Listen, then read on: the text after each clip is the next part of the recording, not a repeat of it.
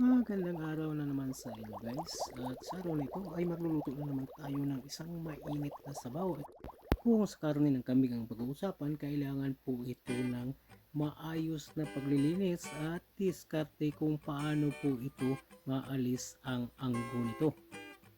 At sa araw na ito ay hindi pangkaraniwang karne ang ating gagamitin dahil sa pagkakataong ito ay nakabili tayo ng paa ng kambing. So alam ko guys, marami ang umiilag dito dahil nga sa maanggong amoy. Pero huwag kayong mag-alala at gagawa natin ang paraan. So ayun nga guys, mayroon na tayong paa ng kambing at nilalagyan ko po ito ng baking soda at may kunting suka para po maalis ang anggo nito. At ganoon lang ang gagawin natin. Himasin lang natin ang bawat paa ng kambing na ating nabili para po maalis ang anggo nito. So normal lang talaga ang kambing na meron pong maanggong amoy. So ginawan lang natin po ng paraan para po mapasarap ang ating lulutuing sabaw. So ganun lang guys. Tapos nating mahagod yon, ay huhugasan lang po natin ito ng malinis na tubig para po tuloy-tuloy at mapasarap ng husto ang ating lulutuing sabaw. So ayan na guys, ayan ang hitsura ng ating nalinisan na paa ng kambing. Bago natin makalimutan, kung bago lang kayo sa ating channel ay huwag niyo kalimutang mag-subscribe, like, and share sa ating mga cooking videos. So ito na po guys ang ating tinagtad na paa ng kambing at hindi ko na lang pinapakita po sa inyo kung paano po ito tinagtad. So naka-ready na po ito pero hindi pa tayo magluluto ng diretso. May isang proseso pa tayong gagawin. Ito ang pakuluan muna natin ito. So ayan, nakahanda na ating kasirola at wala po akong ibang nilalagay dito kundi asin lang po at lemongrass stalk na pampaalis din ng anggo ng paa ng kambing.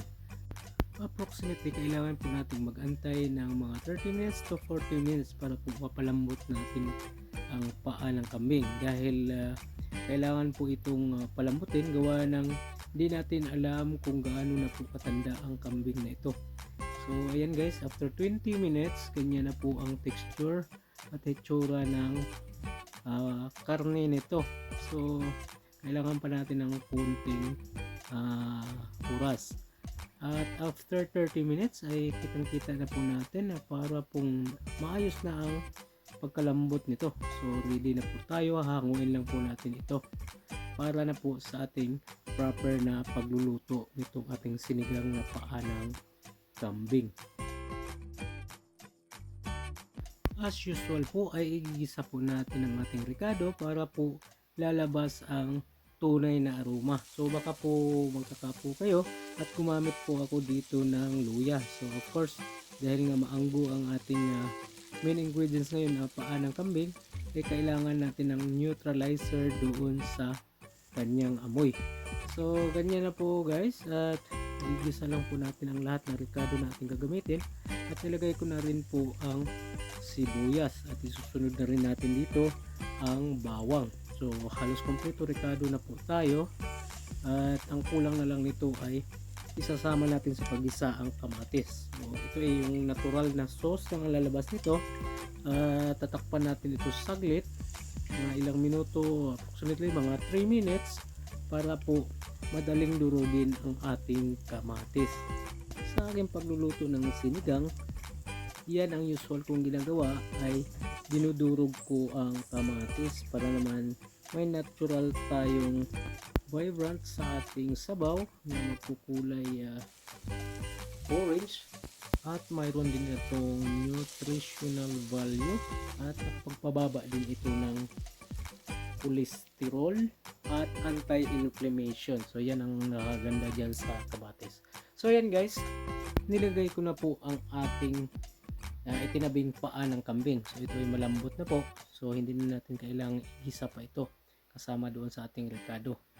At antayin na natin mapakulo at ito na nga, napakulo na natin at dito ay magtitimpla na po tayo dahil hindi na po natin kailangang patagalin pa dahil lutong-luto na po ang karne ng paa ng kambing. So ayan, naglalagay ako ng sinigang mix at ito ay sinigang po sa kalamansi. So kakaiba ang ating nagamit ngayon, hindi lang natural na sampalok mix. At nilagay ko na rin ang red Thai chili at kasama na po nito ang okra.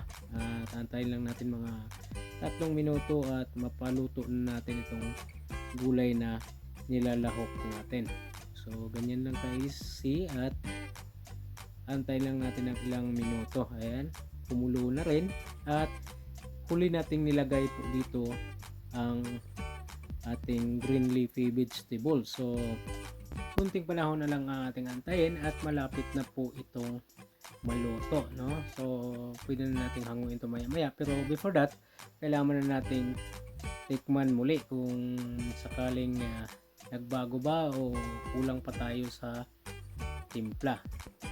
Ito nga guys ay natabangan ako kaya nilalagyan ko pa, dinagdagan ko pa ulit ng kunting asin at sa tingin ko ay swak na po ito at pasok na sa ating panlasa. So kunting panahon na lang at patapos na tayo sa ating pagluluto. A few moments later. Ito na nga guys, ganito lang kasimple at natapos din natin ang ating pagluluto ng sinigang na paa ng kambing. So maraming salamat po sa inyong panonood.